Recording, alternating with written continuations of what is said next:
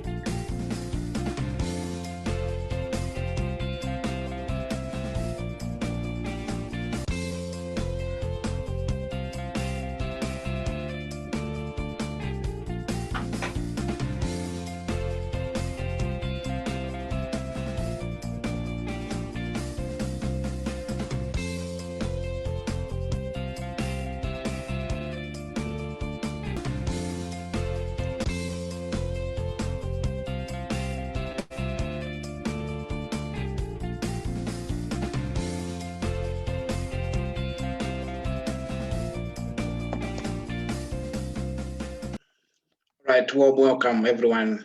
It is a pleasure to have you today on this session.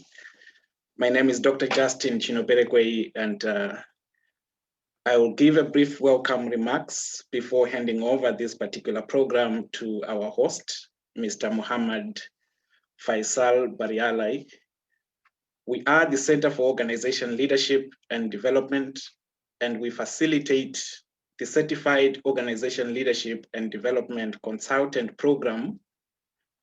And it is because of this particular program that we are hosting this guest session today to deliberate on issues pertinent to organization development and with a special focus on the public sector.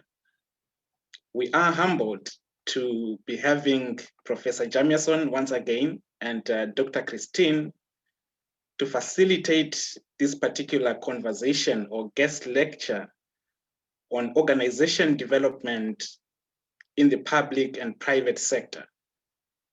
The field of organization development is fundamental to organizational effectiveness.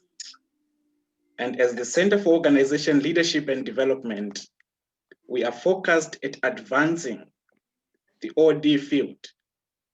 We are focused at advancing the science, the theory, the practice, and the values of organization development, with a primary focus to facilitate organizational effectiveness.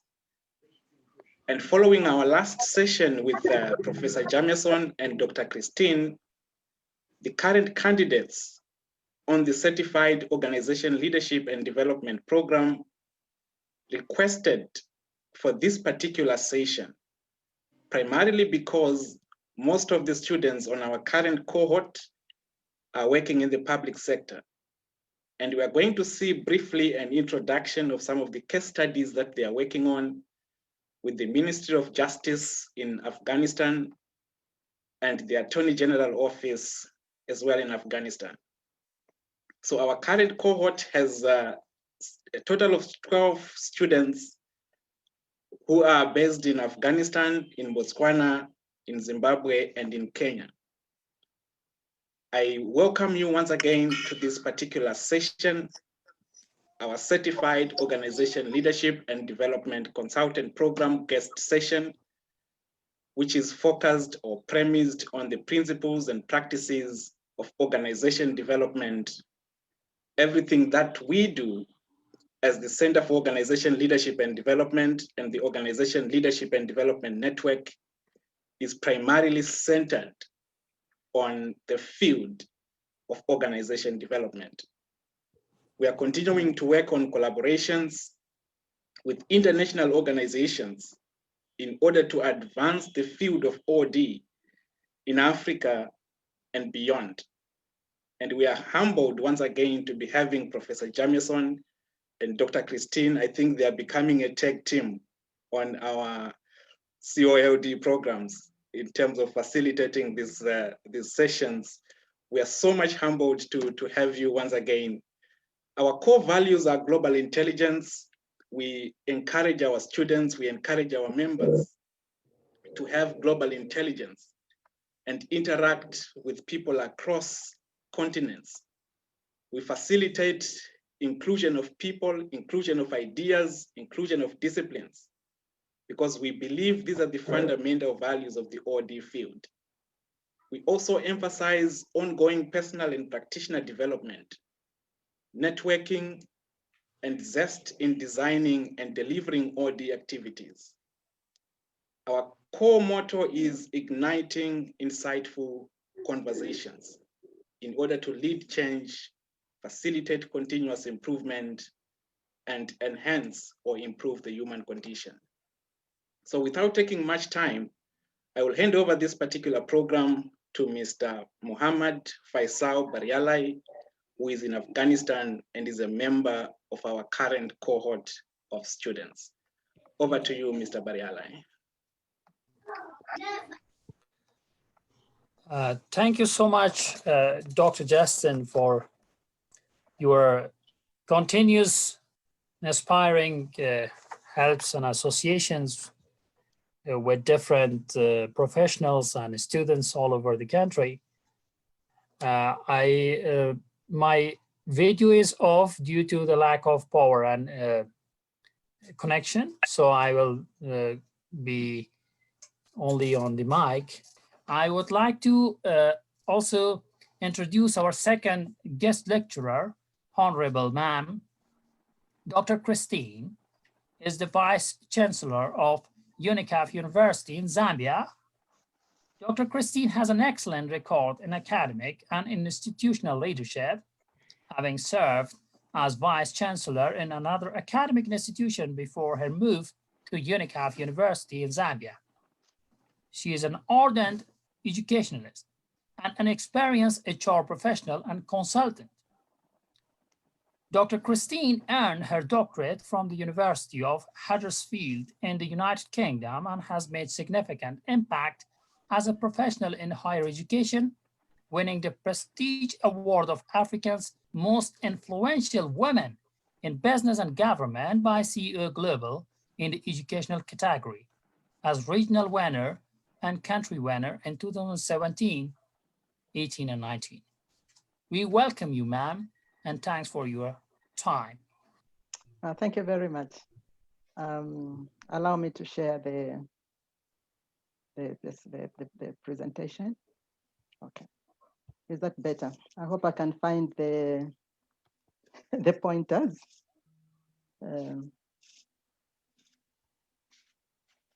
Okay, so may I begin by saying thank you to Professor, and it's always a privilege to do one of these presentations, especially after Professor has done his presentation. As a guru, I love to just sit and listen to him and continue to learn. Learning doesn't end. It is something that needs to continue. I wanted to begin by giving examples from my experiences as part of my introduction. I have served in the public sector, I think as a secondary school teacher. I was in the Ministry of Education, and I learned quite a lot of things from that sector. One of the things that I wanted to give an example of is, I remember being posted to a new secondary school, and I arrived at the same time with the new head teacher. And so sitting in a staff meeting, we were waiting for the new head teacher to come in. I didn't know everybody that was seated around in that staff room. And so the new head teacher walked in and he had piles and piles of papers. And he started to give papers out. And he did it on his own. So he began going around and dishing out the different papers that he had. And whilst he was doing that, I think the incumbent members of staff began reading through what he was actually preempting. He was coming about with the different changes that he was going to implement as a new head teacher. And I began hearing one of the members of staff rising up and saying, "You think you can change this school? You cannot change this school. You better start off. This is the last day you are going to be in this school." And he didn't answer him, so he kept on giving out these papers. And this guy kept on ranting and telling him he's going to fail, that a number of head teachers had been to that secondary school and they had failed. And if he wanted, he could go to the Ministry of Education at the headquarters and tell them that the teachers at this particular secondary school had rejected him. And there was only one person speaking. And so what happened, I have never forgotten. And that is why I'm giving an example of this experience, because the head teacher, the new head teacher, dished out his last papers, went back to his chair. Instead of sitting down, he began rolling down his sleeves, rolling up his sleeves, and walked over and almost dived at this teacher who was ranting. And you can imagine what happened. That head teacher only lasted in that secondary school, I think only about 3 months. Nothing happened. And that secondary school remained one of the most difficult secondary schools in the district. And I wanted to give an example in the private sector. I became dean of this private university. I'm not going to name them. And the owners of the university were foreigners. But it was a good university. And I found my place there, and I was very happy. I was the first dean of the Faculty of Education. And so I got to meet the wife of the vice chancellor, who was also a major shareholder of the university. And she walked into my office and told me, "We have an open door policy in this university, so don't close your door." So I looked at her and I thought, wow, I don't think an open door policy means leaving the door wide open. I think it is more than that. So she looked at me and said, "This university is our university. It's not your university. So it's better you listen to what I'm saying." So I said, "Anyway, the concept of open door, I think is totally different from what you think open door policy is." So she looked at my table and said, "We are a paperless organization here." And so I thought, oh, wow. So she gave me examples of what they were doing. They said they had a key, a kind of a policy that they had put in place where you only keep one pen on the table, one pencil, and probably the only file that you are working on, and a number of other things.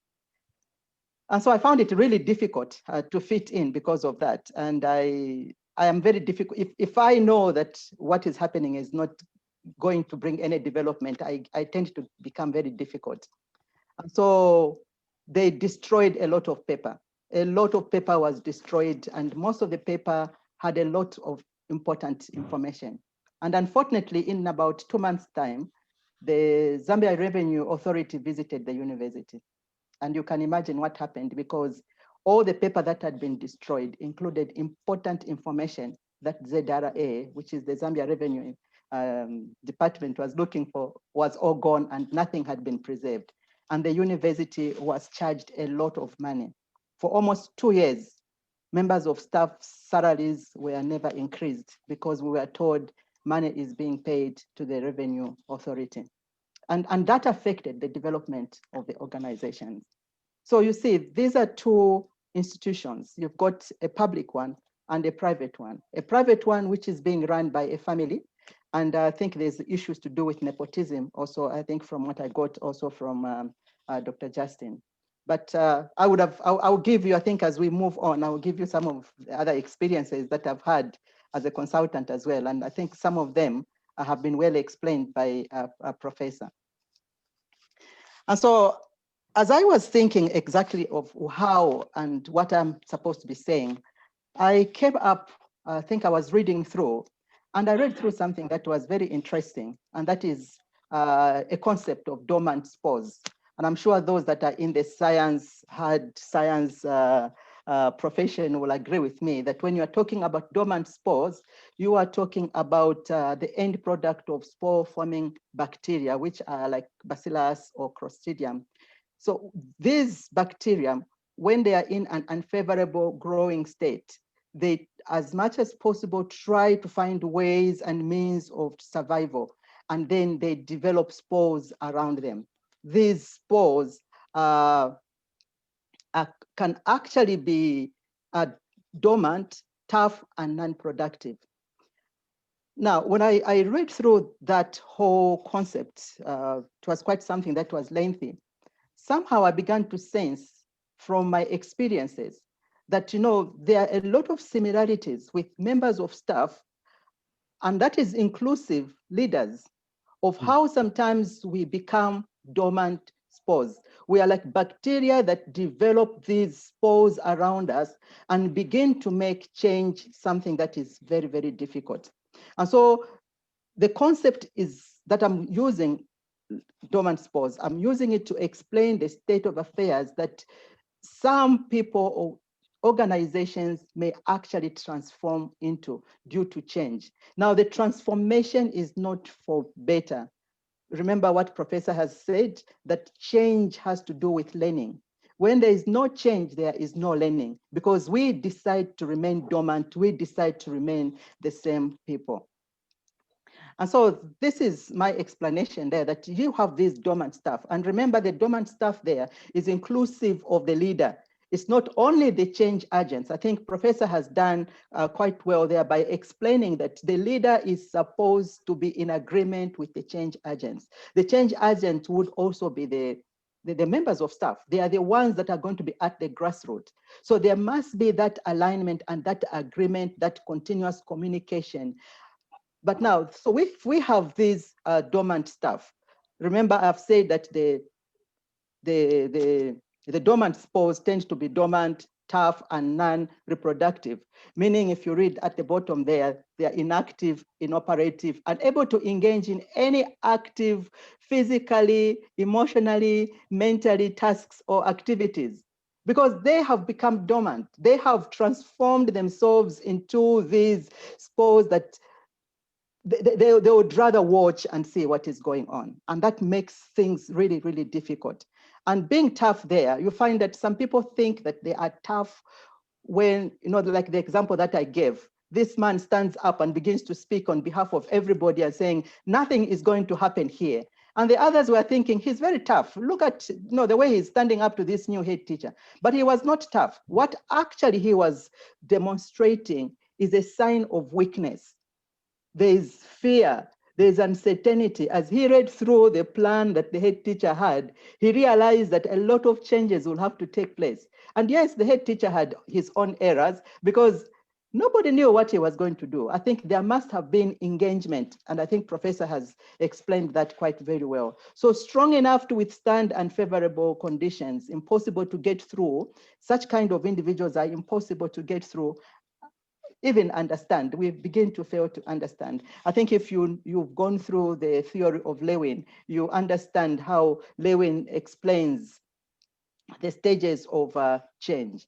And then non-reproductive, this is why there's literally nothing you can get out of them. No development that you do can actually change these people, because they have actually encased themselves around these spores. So you can send them for staff development meetings. That will not happen. They'll come back the same people, because it is something that has to do with the mentality. It is something that has to do with the change, the culture. It is something that has to do with their mindset. So we need to get to them so that they understand what this whole change is all about. So issues of insecurity there, the fear of the unknown, uncertainty, like I have indicated, and that could also be as a result of weakness. And moving on, I'm saying that such stuff would be so difficult to stimulate and motivate. I think something that I've already indicated to that effect. So staff can actually drain life off the leaders and the managers. And you see, leaders who might be wanting to bring about this change, if not much has been done in terms of ensuring that everybody, or at least the majority of the change agents, have been brought to the same platform. If that has not been done, it becomes quite draining for the leader as well, because no matter how much you say, nothing begins to work. And that is why you end up with the head teacher who begins to fail to think. And the last thing that he does is to engage in a fight with the members of staff. So change is actually something that is very important.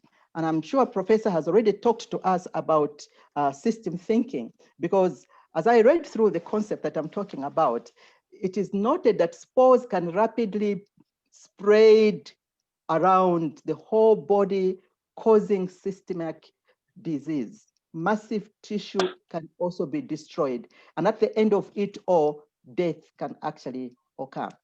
And some organizations have actually died, especially the private institutions. And sometimes even some of the departments in the public sector, you find that they just end up removing completely because there has been a systemic disease. Now, this kind of a disease affects the whole entire organization. We might say, all right, even if everybody, maybe 90% of the members of staff are in agreement and are on board, and we leave out one person, I think we would be making a mistake, because that one person can actually begin to destroy the others.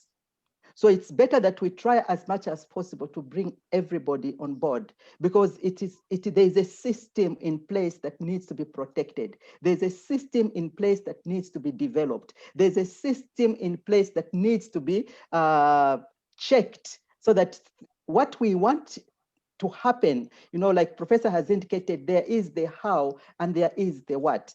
The process itself runs smoothly. Otherwise, the dormant spores might begin to destroy the whole organization. So individuals who see no need for change can cause systemic diseases, which would destroy the systems in the organizations, the structures in the organization, the fellow staff, and leadership also can easily be destroyed.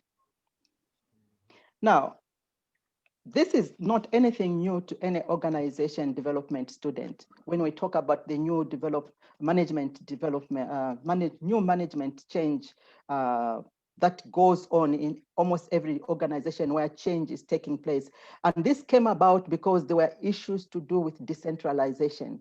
The central system or the federal system, the whole aspect of bringing in decentralization, privatization, and others, that came about due to the new management change. Now, I was looking at issues of benchmarking, like in the private sector, the management processes. Then there are issues to do with devolution of management control, improved reporting and monitoring systems. The preferences for private ownerships, contestable, and then you move on to the output measurement and performance targets, and then the emphasis on efficiency. These are elements of the new management change.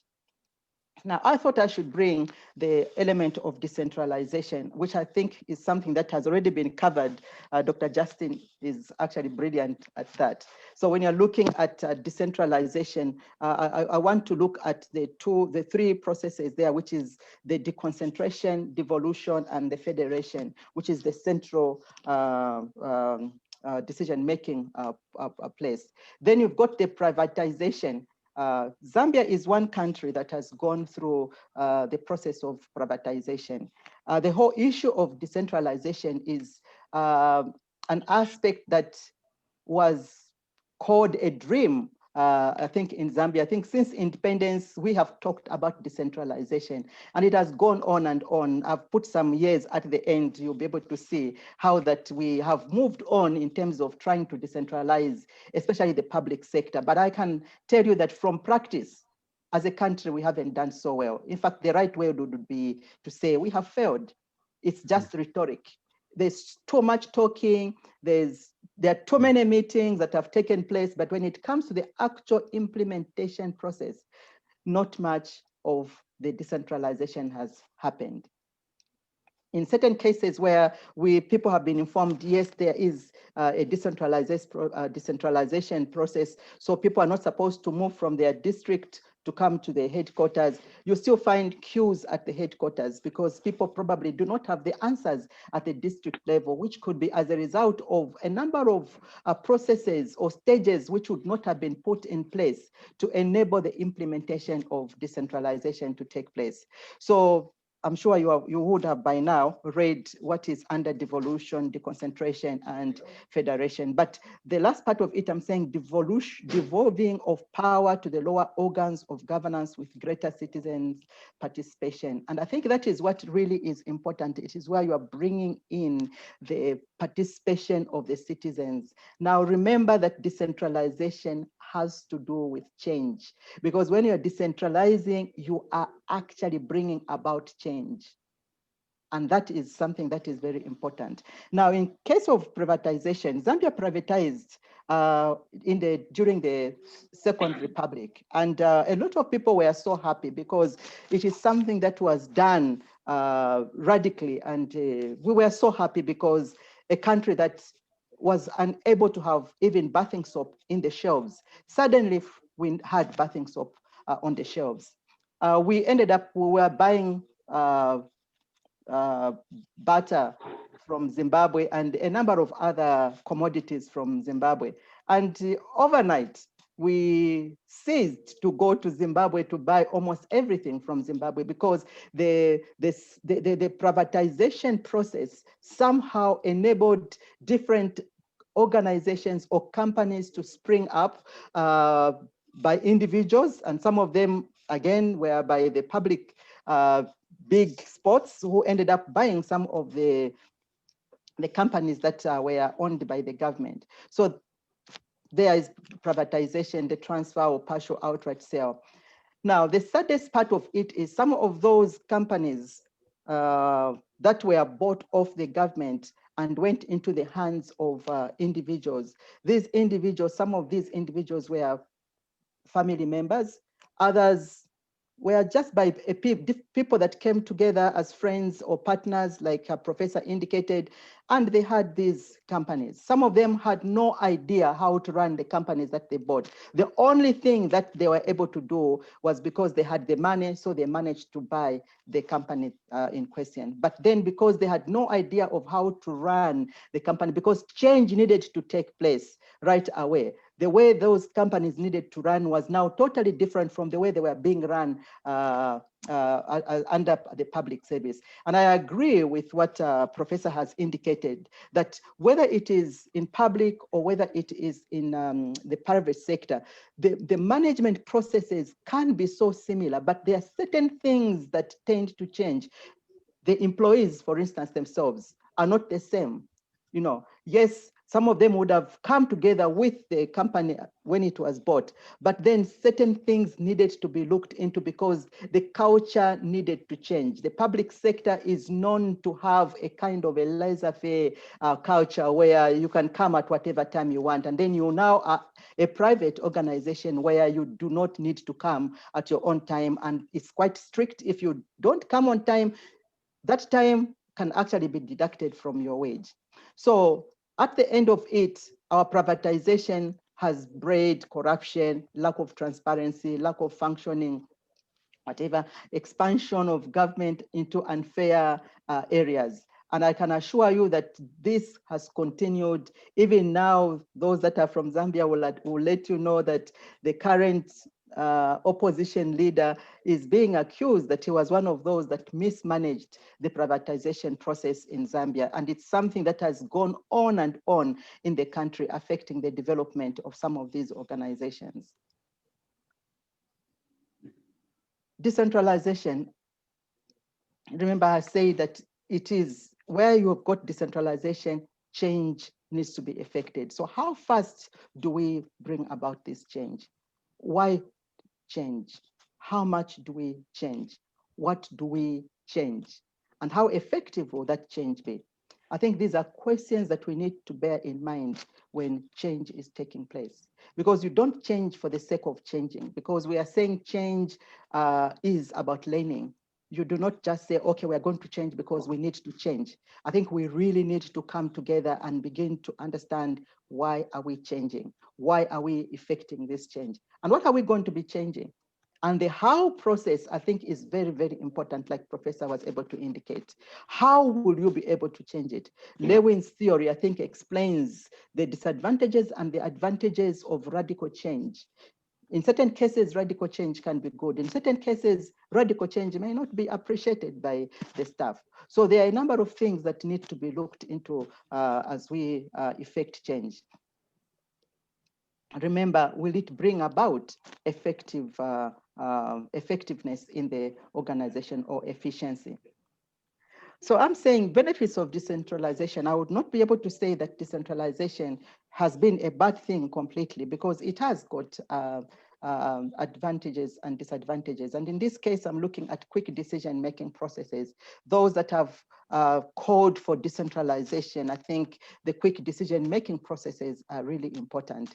There have been people like here in Zambia whose pension, who retired, probably, if I may use the retirement age, they would have retired almost about 10 years ago. And up to now, they have not been able to receive their retirement package because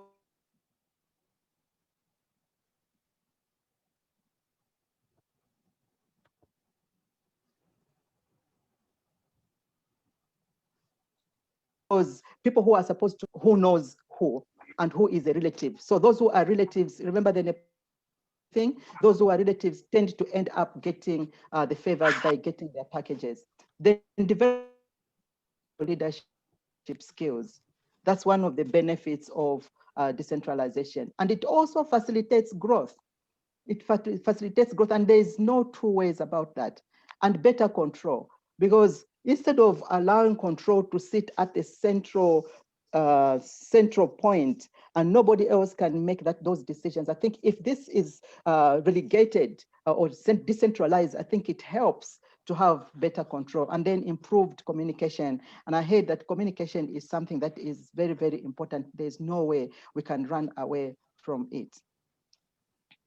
So I am saying that some of the challenges of decentralization is lack of capacity to implement and transform.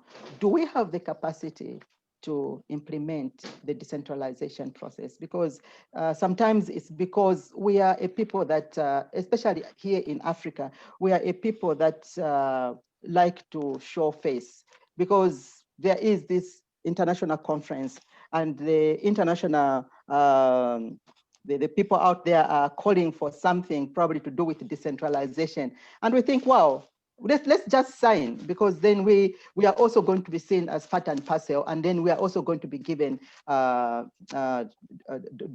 donor funding. And in the process, we end up destroying our own nations. We end up destroying our own organizations. And sometimes, like in the case of private organizations, because a private institution, if, for instance, they do not have a number of organizations in every district or provinces, I don't think it's really necessary for them to decentralize. Why are they decentralizing? Because it's only one organization. What they need to look at are the bureaucracies or the hierarchies in that organization. How are decisions going to be made? And in organization development, we talk about flat structures or high structures and all that. Again, it depends upon a particular organization. So it's not a matter of wanting to decentralize for the sake of decentralizing, even when you know there's no need for decentralization to take place. And then the lack of need or gap identification. Action research is one of those research that has been made mention here. And I think it's important to take a research, do a research and understand if there is any gap, is there a need? Or there could be structural issues to do with corruption. All these can be challenges of decentralization. Resources, do we have the resources to decentralize? Or do we have the resources to bring about the change we want in that particular organizations? Because we may not even have the resources. So we begin this change process and end up without monitoring and evaluation, nothing happens. We find ourselves after probably a whole year, we are right at the very spot where we started, because there were no resources, there was no need at all, and probably clad into corruption, because what we may even have been wanting to see is just to bring in relatives to be employed in an organization when there is literally no need to bring about those changes. You know, one thing that is going on in Zambia is the creation of districts. Even where there is no need to create a district is being created. But what is happening now is that the cadres of the ruling party are now being deployed in all those new districts. And you can see there are no resources. There's literally nothing. In certain cases, there is no structure at all where these people who are sent to these districts can even operate from. But we are very happy that we've got more districts than we had before. Is there a need to have those districts? There is no need. So you see the issue of corruption coming in and clear strategic direction, all because of interests of some people. So the issue of nepotism, I'm sure you can see it, you know, wearing itself through the whole process of change and decentralization. And so we all know the definition of nepotism. I will not go through that, but you see, it has got its root. There's this Latin root. They say nepos, which means the nephew of the owner. So the owner of the business makes preference of who to hire and who not to hire. And I've worked in private organizations where you sit on an interviewing board and you obviously see that the candidate that deserves the job needs to be employed, and all recommendations are made and you submit to the owner of the organization because he's the one that is sitting up there as the vice chancellor as well. And so when that submission has been done, 2 weeks later, you see the very person who did not even perform very well in the interview coming on board as having been employed. And you are wondering what's happening, you know. And this tends to destroy the organization. This tends to destroy, you know, development of such organizations actually doesn't even happen very well. We are now a country that has about, if I'm not mistaken now, we could probably have about 56 private universities, which have sprung just over a short period of time. But if you look at most of these organizations, these new universities and how they are developing, the development process is very, very low because there's this whole ownership thing. And it's something that I like. I'm happy to have a family business because then I know, because I've read about Benz, that the owners, it's a family business. I've learned about the makers of Fiat, that it's a family business. But you see, there is also a difference because we need to have certain processes in place, policies that will be able to guide and will be strictly followed because these policies will guide as to who is employed, who becomes who, you know. And it's the same thing even in government where you see, I've read through, I think during the time that I was preparing this presentation of the history of Zambia and every president and what you can actually see nepotism showing everywhere. We've got a certain stage when one president, almost all his relatives were in the foreign were either ambassadors, people who had no knowledge of what to do wherever they went. But because it is nepotism, it is what we call in one of the languages in Zambia, wako ni wako, which means yours is yours. And yours is supposed to be seen to be operating there. And so what you see is progress which is affected in the country, because even a country can be looked at as an organization. And so I'm asking, over time and across generations, family involvement is perpetuated. And if it is unchecked, I think it can bring about a lot of issues that can destroy the very, very important workers in that particular organization. But you know, when you look at it, is it everything that is bad about nepotism?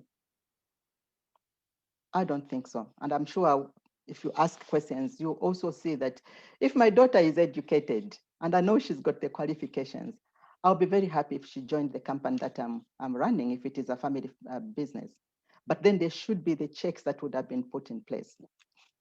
Because if we are just employing the family and friends, if we are only promoting the family and friends, if we are only engaging family and friends, then it is going to become so difficult to bring in anybody from outside, because those that are coming from outside will be seen or will be put at par and preferring those that we know are our closest friends, our family members, and those that we know very well. Connections work very well, but sometimes they bring or they breed about a lot of corruption. So is it everything about nepotism that is wrong? And I'm telling you that as Africans, for instance, and I'm sure it could be the same also in Afghanistan, we are a people that are collective. Individualism is something that we don't appreciate so much. So if I've got a 2-bedroom house, I've got a kitchen and I've got a sitting room. If 5 of my relatives come from the village, because we are a collective culture, I need to find them room. There is no way I can tell them, no, you go back. No. And if my uncle calls me and tells me, your brother has just finished or your nephew has just finished grade 12 and he needs a place, because of that collective system that we are a people that are endorsed in that collective system, I will try as much as possible and find a place where my nephew can also come in and begin to gain experience. And so you see that our culture itself needs to be looked at, you know, because that is who we are. Our culture also begins to determine the kind of a people that we are. And as a collective culture, issues to do with nepotism, I don't think there will ever be an end to them. But what we need to do is to look at balances and checks of how we ensure that we do not push out the people that have got the qualifications. We do not push out the people that deserve the particular job or the particular promotion. Those need to come in. The relatives that we need to bring in should also be able to go through the same processes, through the same checks, and should also be able to have the same good qualifications that are needed. Then they can come in. But policies will be able to do a good job, because if our policy says we do not need to employ family, then those policies will be able to be checked. Unfortunately, if the leader himself there can defy the policies, then you know that those policies are not working at all. And so those are some of my questions because of the effects there. The effects of employee engagement. Progression routes are going to be affected because of nepotism. Succession plan is also going to be affected because obviously I will be eyeing my son to bring in instead of using the succession plan. Performance levels are also going to be affected. Employee participation will be affected. Staff morale is going to be affected. Relations will be affected. I've worked at one organization where immediately I started working there, I was actually informed by one worker to say, don't say anything when that man, that woman, and that woman are around, because those are relatives of the boss. So if you say anything, 2 or 3 days later, you are fired from there, because those now become people that take information to the leader. And some of the information that goes to the leader may not even be credible information that even needs to be discussed. So has it got its own benefits? I think it is up to you to decide whether nepotism has got its own benefit. If it is destroying the organization, I think it's important because we're talking about organization development here. I wanted to look at I think some of the things I've already discussed under Zambia there, the public and the private sector. The universities, I think I've given a number of examples in universities in Zambia and what is going on.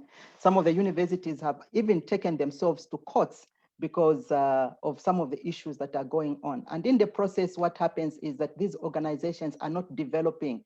You are expecting improvement, and the university sector that now has grown from the previous only 2 public universities in the country, at least the coming in of these private universities has improved the qualifications of a number of people. But because of the wrangles that are going on as a result of nepotism, as a result of failing to bring about change, you find that these organizations remain the same. Even the ones that probably may start at 2 years will be doing far much better than the ones that would have started years ago. And in the process, what we have ended up having is the majority of the universities that are now coming to the country are those that are being run by foreigners. And I think that is something that is really sad. So organization development, in light of the changes that we've talked about and issues to do with the, nepotism, the leader is very important. One of my publications is looking at, you know, the followers are not supposed to be considered as zombies. The leader is not the only person in the organization. The leader is because of the followers. The followers make the leader. So the leader has got a role to play to ensure that those that are following are in line, they know what is happening. Yes, leadership has to do with influencing those that are being led, and that is very important. So authentic leadership, I think, is crucial to organization development. Authentic leadership is crucial to change that goes on in an organization. The character of the leader is also crucial. What is happening in America at the moment, I think, speaks about the character of a leader that begins to destroy what has been built for so many years. In 1 minute, the character of an individual can destroy everything. And so leaders in organizations need to stand. Even if, for instance, like the example I gave at the beginning of this head teacher who decided to fight the teacher because of what he was saying, I think that speaks about character. You know, yes, the teacher might have been wrong in whatever he was saying, but you know, certain times we go through difficulties. Those difficulties test our character as leaders. You know, so leadership against versus nepotism, character of a leader will actually help the role or the policy that is in place when it comes to employing relatives. Ethics, I think in organization development, ethics are very, very important. And when we have got ethics in place, these are moral obligations. You know, this is, even in our culture, we have our own moral standards.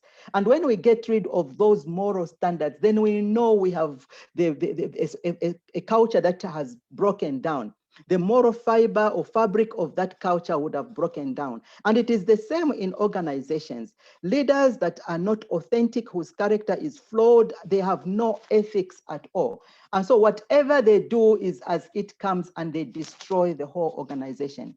And so I believe that change will only be possible if leaders are authentic, whose characters are standing, and they are actually adhering to ethical obligations. And so it's very important. Standards are good because, yes, sometimes you may not treat everybody in the same way, but I think the ethics will be able to guide us on how we should be able to treat the staff in the organization.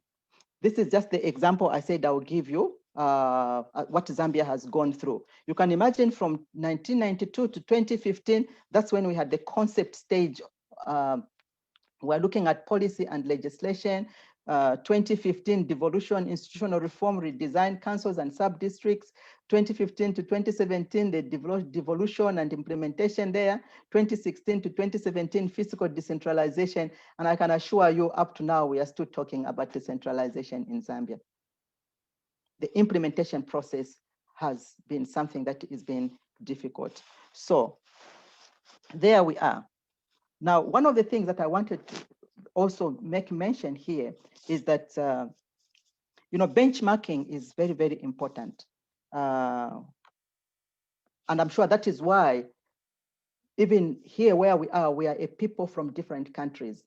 There are people from Kenya, there are people from Nigeria, people from Uganda, other countries I may not be able to mention. And probably what we are learning is things that we can look at and see how best we can be able to implement in our organization. But like it was indicated, I think we still need to put certain measures in place. The culture of that particular country needs to be considered. It's not a matter of implanting what has been molded in a foreign mode for the sake of, but we need to look at the culture that is in that particular organization. Yes, we've got the culture of the country and also the culture of the organization. The people that are in that organization need to be considered.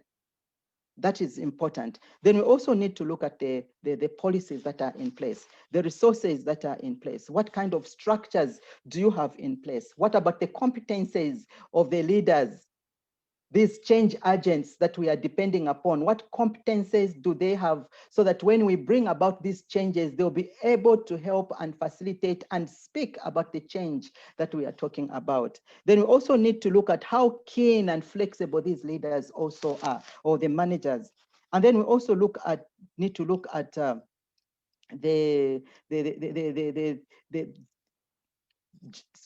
some issues that can be generic and can also be adopted by different organizations, no matter where you are. There are some that are quite generic. There are certain processes, books that have been written. The majority of the books that we refer to, even in organization development, when we teach it, you find that almost all the books that we are using, almost all the books that I have in the library, in our university, they are all from the West.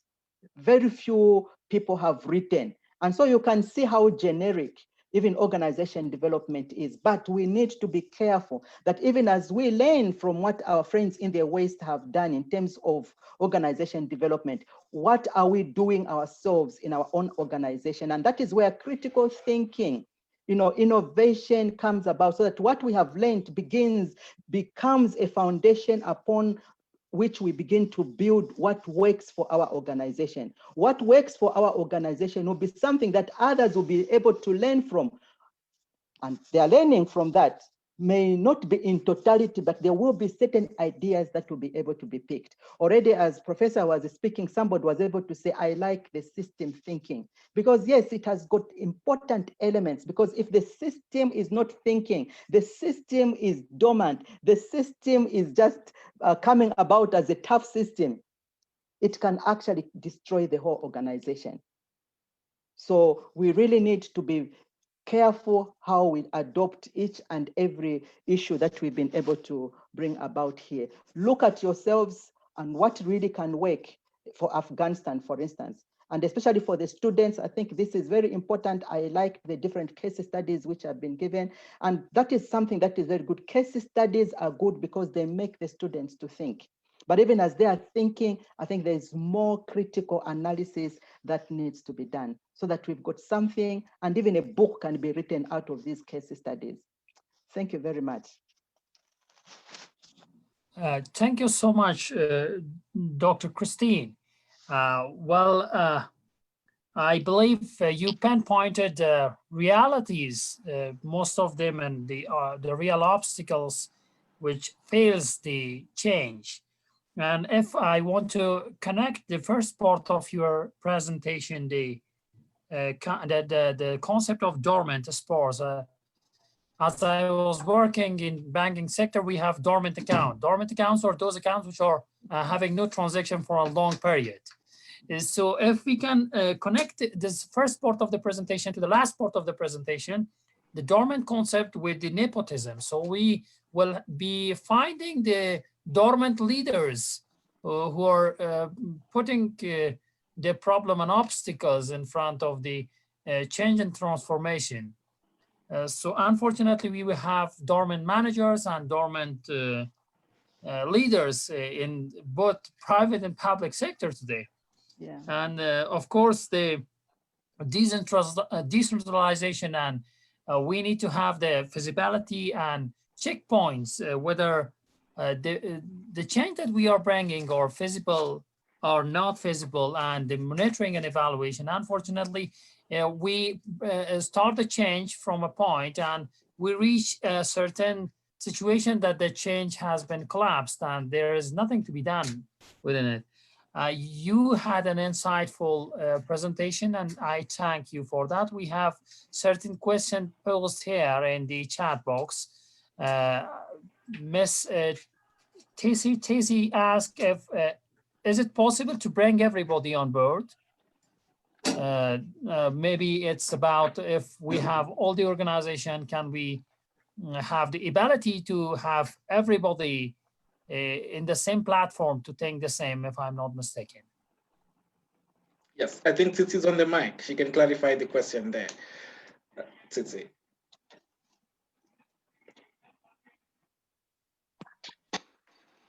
Thank you, Doc, and good day to everyone. I think, yeah, that's how the question, the way he has put it, that's what I'm asking, because at one point, Dr. Christine said, it's important for you to draw everybody, even if when you leave one person, that person may actually cause a whole lot of problem.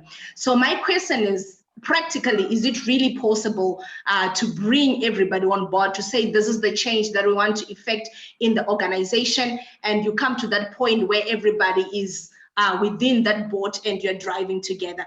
And so in most cases, because practically in most cases, I found that there's always that one person or that one group or that one department that kind of resist everything.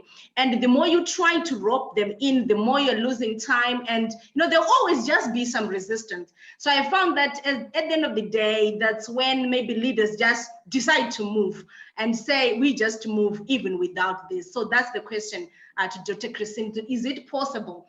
And if there is continuously that group or department or a person who is resistant, how do you deal with that? Can I go ahead and answer that?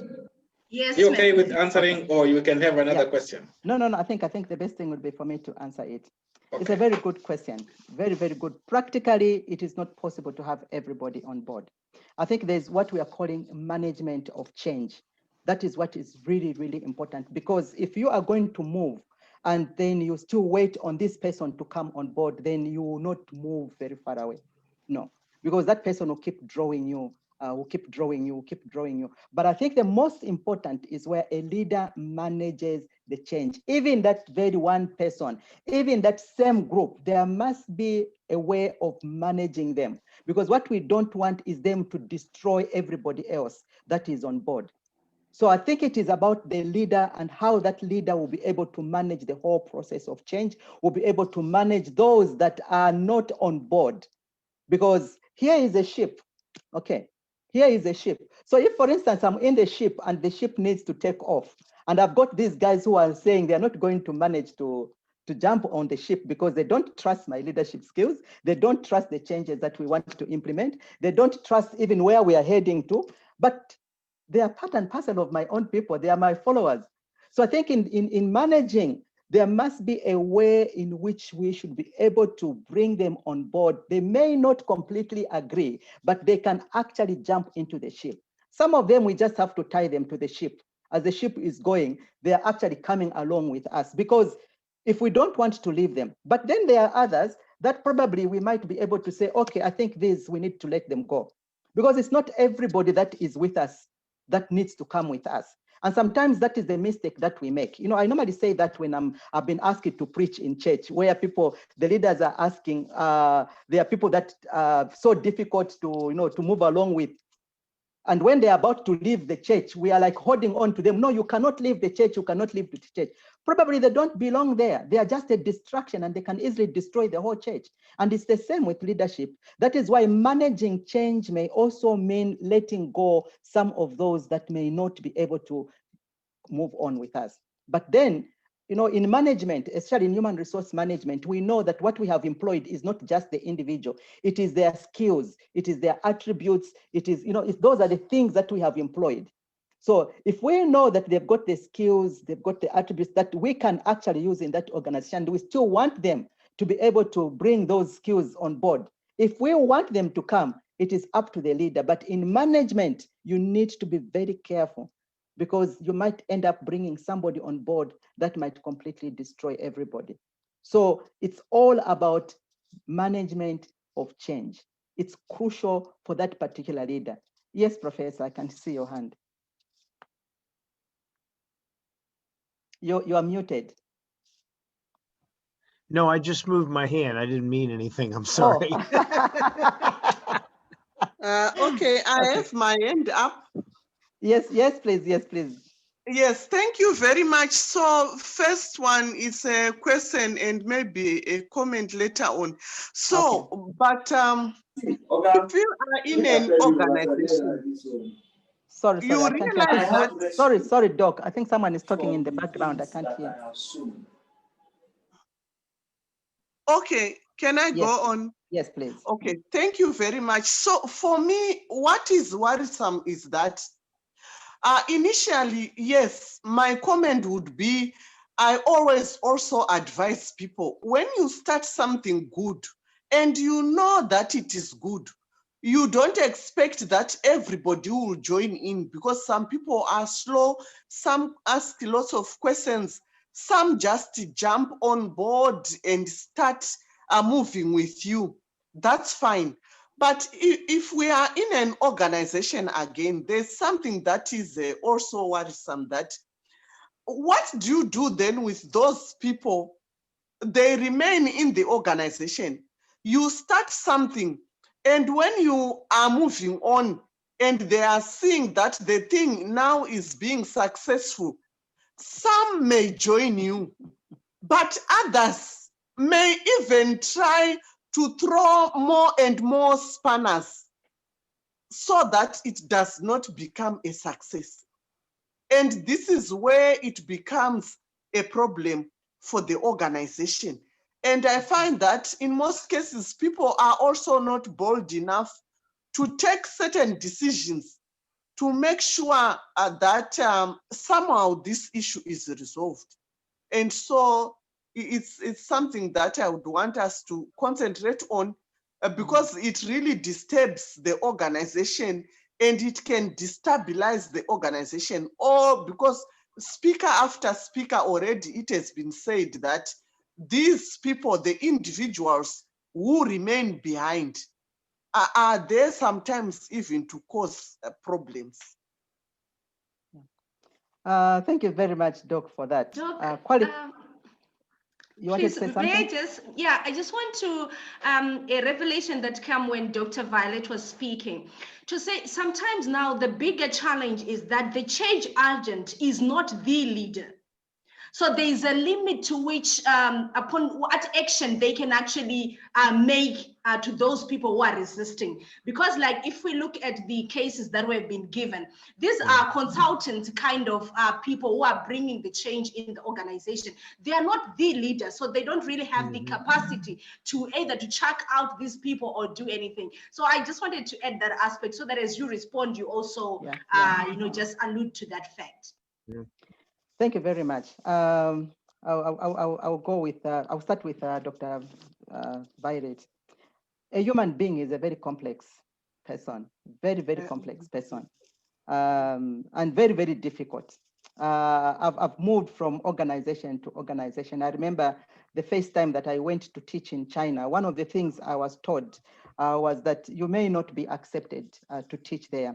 So what you need to do is make sure that you emphasize on the qualifications that you have, so that they can see that you've got the qualifications. You are not just there. And it became so difficult. I remember the first class, I told them the qualifications that I had, and they were able to see that I was qualified enough to teach that organization development class. But halfway through the class, I noticed that all my students were on their gadgets. And that was around about 2007. But you can imagine that every student was either on a laptop, and they had 3 gadgets: the laptop, the phone, and the iPad.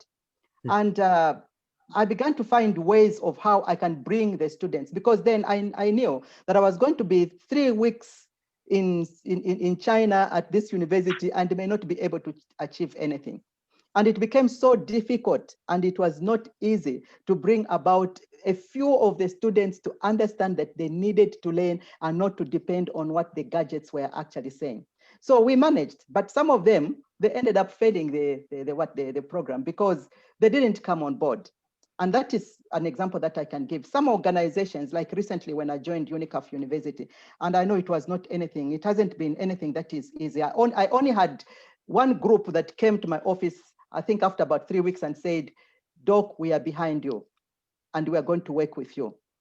But that same group that came and said, "We are behind you," a few of them started coming to my office and became bearers of how this one is, what this one is saying, what this one is saying, and what this one is saying. So you can see that, it is difficult to manage human beings. And that is why we say management, human resource management, because the human beings need to be managed. But I think key is the leader. How are you managing them? Because in managing them, you can also destroy them completely. So it's something that is a skill that needs to be implemented. And I agree with Dr. Makuku. Some of the people that might even be showing you that they are on board, they are in total agreement, might not be in total agreement at all. They might be just there as a seed that begins to destroy even those that would have actually come on board.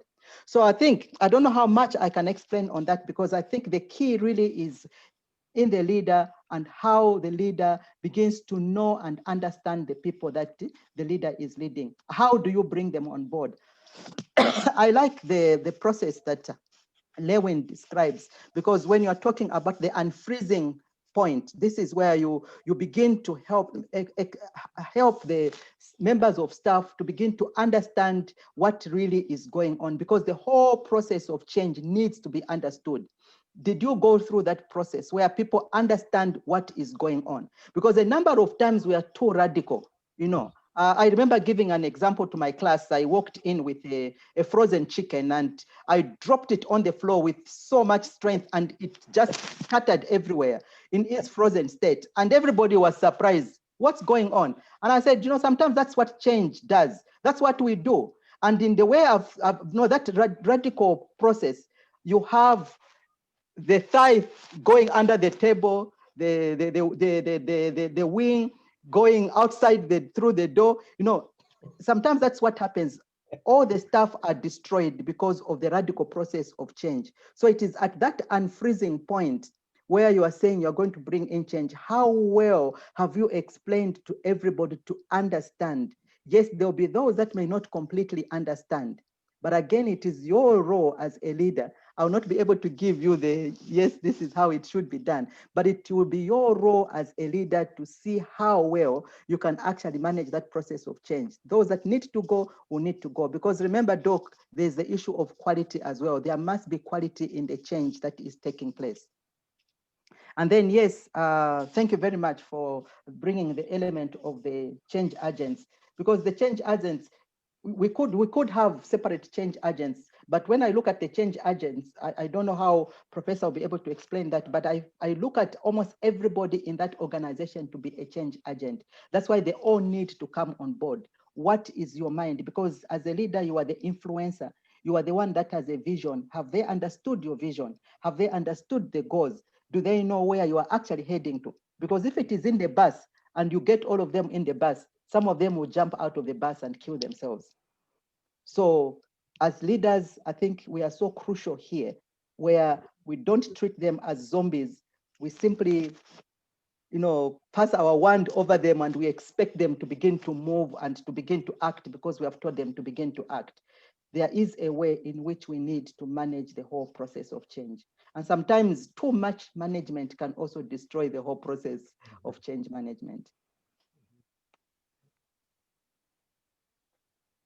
So in certain times, I believe that we should stop managing and start leading them. Another question that I see is about the nepotism in government organization, and it asks how we can check the nepotism in government organizations. Yeah, that is very sad. Yesterday, I was listening to a video by a South African, and she was actually saying, it's very good that now we have the vaccine, but I'm actually saying that because every time the leaders are the first, so can please the leaders be the first ones, and can it go through the hierarchy, because we are people that respect the older people. So the older people in government should be the first one to receive the vaccine, then followed by these, they should also receive the vaccine, and then it should be followed up by those that get big tenders. They should be the next one on the line, and then those their connections as well. So if you receive good tenders, then you should also be able to look at your connections, let them come in, connect them and say, oh, that's my connection, bring them in and get the tenders, you know, and all that. And I liked it, because then at the end she says, we are always last, so why should we be the first? Why should we be favored now that there's a vaccine? Let those who are always first be the first ones to get the vaccination. And so if they don't die, then we know that the vaccine is okay. Now, I think the public sector is the one where I don't think, how should I put it? Maybe let me give you an example. When the second Republican president in Zambia came on board, one of the things that he was so disappointed about was that at a national milling company, 10 managers were managing one bag of milling meal. Now, one bag of milling meal is a 50 kg bag of maize meal because our staple food is maize. So we make pulp. I think those from Zimbabwe call it sadza, Kenya, they call it ugali. So that is our staple food. Almost everybody in Zambia eats that. But can you imagine a national milling? 10 managers were managing one bag. According to his calculation, statistics are important, data is important. So when that data was collected and we were made to know that, imagine 10 managers managing one bag of milling meal.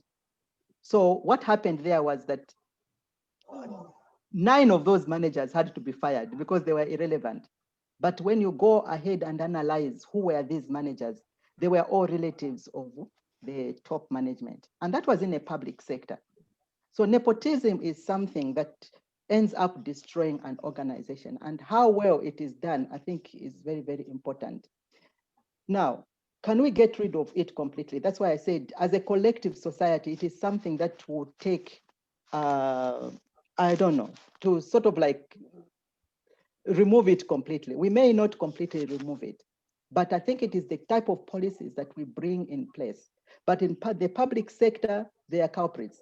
And like Dave had indicated, Professor had indicated, what happens in the private sector also happens in the public sector. Even in the private sector, that is common, you know, where you find that everybody that is running a particular department might just be a child of the vice chancellor, who is the owner of the organization, for instance. And the same happens in a number of other organizations. Some organizations are running okay, even with nepotism going on, but it's what it does to those others who are not part and parcel of the family ring.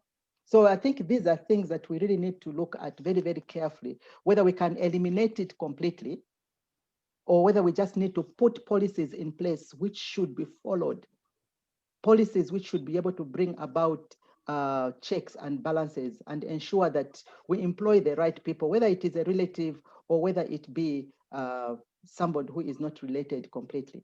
But it is something that is very, very difficult. Thank you, Doc. I see interesting stuff in the chat box. As someone desires to be your mentee, I'm flying to come closer to you, learning. And we have an interesting question. It says that the concept of dormant staph disease is a complex situation because it exists everywhere, such as family, like a dormant husband, dormant wife, and children. How can we manage them? Now we will mix this, but as I see another question in an organization where the leader is a dormant, how can one deal with this situation? While you were explaining the dormant concept, I remember the FLIPS model in performance appraisal, that it differs the employees in accordance to their potential and performance. And I believe that these dormants are the low potential and low performance, which are mostly the question marks. But what about the leaders? How we can deal with the leaders who are dormant? Thank you. Can I hold you there, Dr. Christine? Yes, please. So that we be conscious of time. Yes, I will please. ask Mr. Syed Kashifi, your hand was up. I will ask you to make a comment, and also Mr. Hassan, because the issues that were discussed are relevant to what you are doing. Professor Chijoke, I hope he's still here. Prof. Chijoke to also make a comment, and then we go to Dr. Christine and Professor Jamieson, and then we will close. I will ask Madam Morin to close the session for us. Let's start with Mr. Kashifi. Yes, Doctor. Good evening, everyone. Good evening. Yeah. Thank you, Dr. Christine, for your interesting presentation. I have comment plus questions. You discussed very interesting topics like decentralization, devolution, federation, nepotism.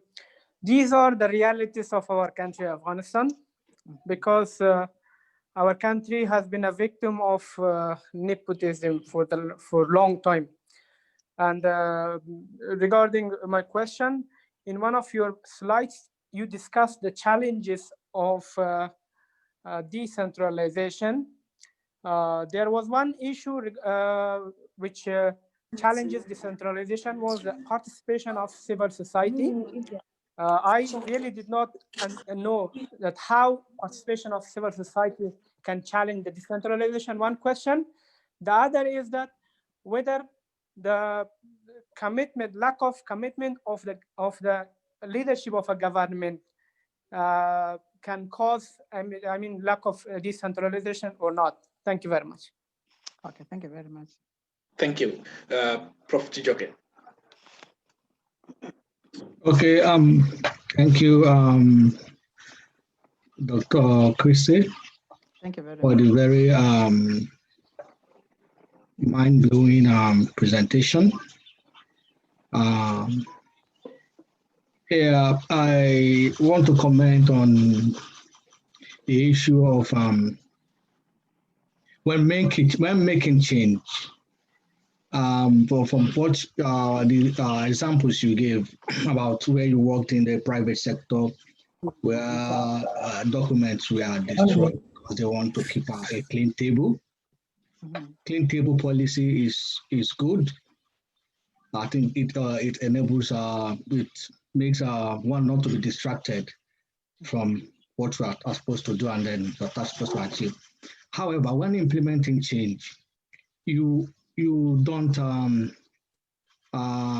jettison or stop or the old process or what we have been doing before. That's what we call parallel implementation of change. You need to put both. You need to run both about the new change you are introducing and also the old one, pending when you are sure that the change you are implementing is successful or will be successful. Why I say this is that the university ought not to have destroyed those papers. They're supposed to keep them, and why also trying to implement the new change. Yeah. So change is not what should be done at once. Why jettisoning the old practice. So there must be parallel implementation of change until we are sure that the change we are implementing is fine and is successful. Thank you. Thank you. Very much. Funbi.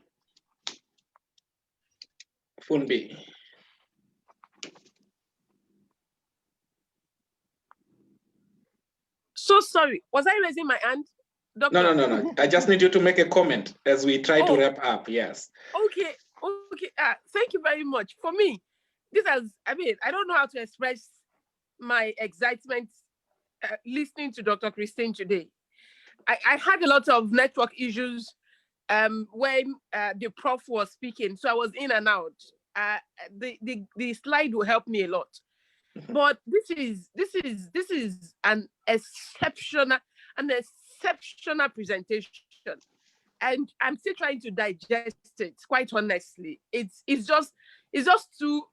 How do I put it? I can't believe that this is for free. That's the way I feel right now. And I mean, all I want to say is just to say thank you. I mean, that's the best I can say. Thank you so much for this opportunity. That's what I can say. Thank you. Thank you so much. I will ask Dr. Prof to share his remarks as I put Mr. Hassan's question in the chat box. Prof. Jameson. I'm sorry, was there a specific question you wanted me to answer or just close out? Just a close out and your comment on the discussion. Okay.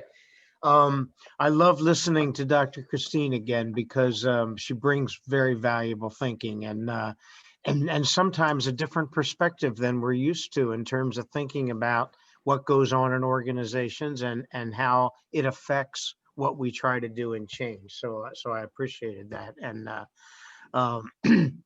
and the main thing for me is I like your questions, and I love that you're all studying the field, and I wish you the best as you go forward in taking OD to new heights in other parts of the world. I really appreciate that. Thank you all very much. Thank you. Thank you so much. Dr. Christine.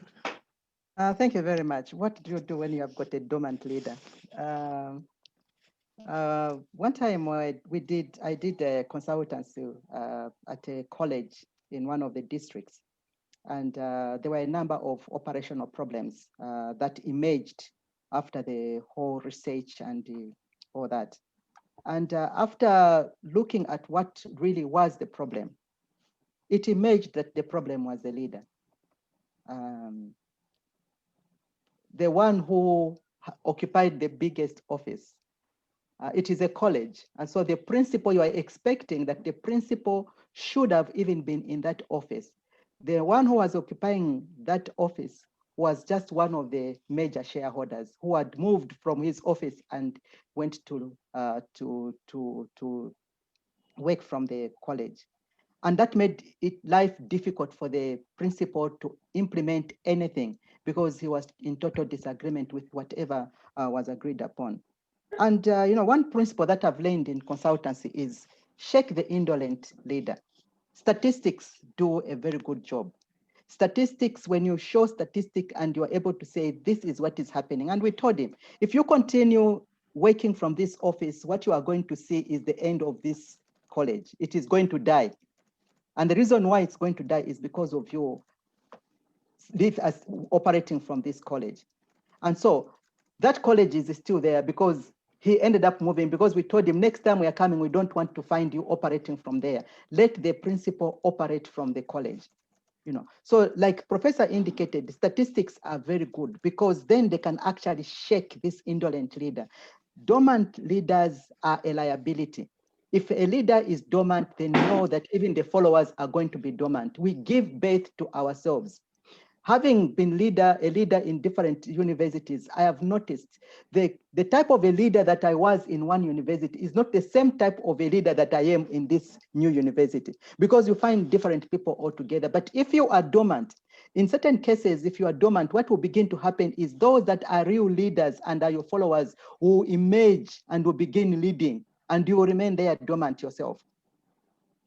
And if those that begin to see it, they begin to think that that is anarchy that is being created.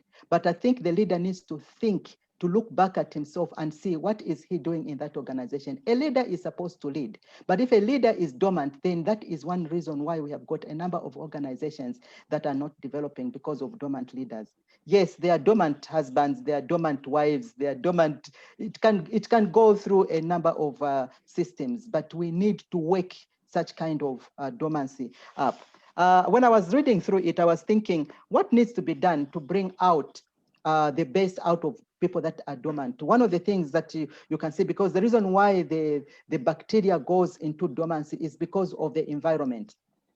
And I'm seeing it, for instance, like some of the organizations we have in Zambia, like the universities that we have in Zambia, which have got a central or the federal outside the country. It becomes so difficult because right here in Zambia, we cannot make any decision. One good example is where we have staff that have tested positive. As a leader, you can't make a decision and say, all right, yes, what is required according to the healthy protocols and according to what Zambia says is that these people that have tested positive, the university needs to close and all that. You can't make that decision because you are waiting for the central decision makers to make the decision, which becomes very difficult because you are dealing with the life of people. You see, so we need to be very careful with dormant leaders because then they begin to destroy the whole organization. The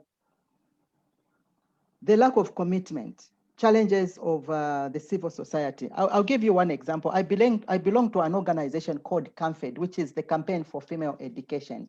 The Campaign for Female Education has got a policy which we call re-entry policy. The re-entry policy is a policy which encourages girls that get pregnant to continue with their education. I'm one of the advisors in that NGO. Now, the complaint that has come, I did a research, the complaint that came out as to why this policy has not been effective, and over years, this policy is still something that we are fighting for, is because the civil society were not engaged. And because they were not brought in to understand, to appreciate the change that a pregnant girl can be allowed to still go back to school, be given maternity leave. After she gives birth, she can still go back to school, finish her school, and continue with her life, instead of bringing her life to a standstill because of that particular pregnancy.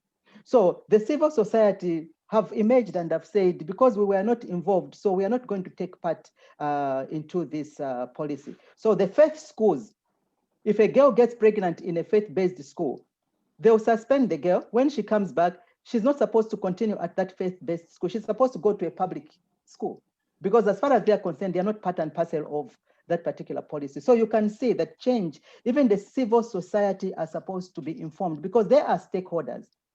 Stakeholders are also supposed to know what is going on when change is taking place in particular organizations. We cannot leave them out. They are quite crucial. So commitment, yes, commitment is important, like it was commented by the submitter. Yes, thank you, Dr. Christine. Yes. I understand we have a lot to discuss in this particular topic. I hope we'll be able to have another session to tackle all the many issues that are there. I will ask Mr. Faisal Barialai to say his last closing remarks, then hand over to Madam Maureen to close today's session. Thank you so much, everyone, for attending. Mr. Faisal.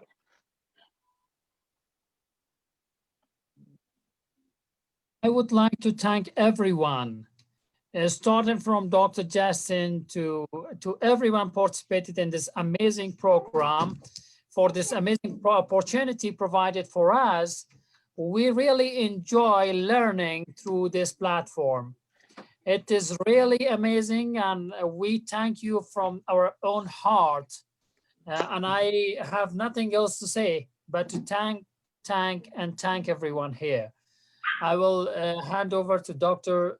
Morin for closing this session. Thank you so much, everyone. Thank you.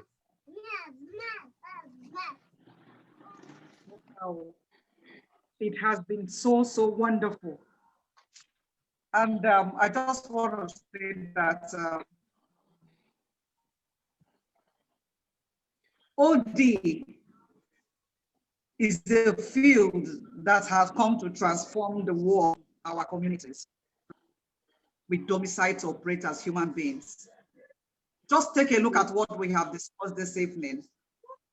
Is there any area of our life that we cannot say we want to deploy we have learned today? So what we give in organization development is invaluable. And I would like us to say that the opportunity that is being provided by this network is something that we all have to appreciate, and we all have to sell the stories out there wherever we are. We should let people know the kind of contents that they can get being part of this network. And I say a special thank you. I will always say that to Dr. Justin, Dr. Jegede, the entire leadership of OLDN, because what you are given is much more than what anybody can get, even within 4 walls of certain institutions across the world. So it's so much that we are taking from this network.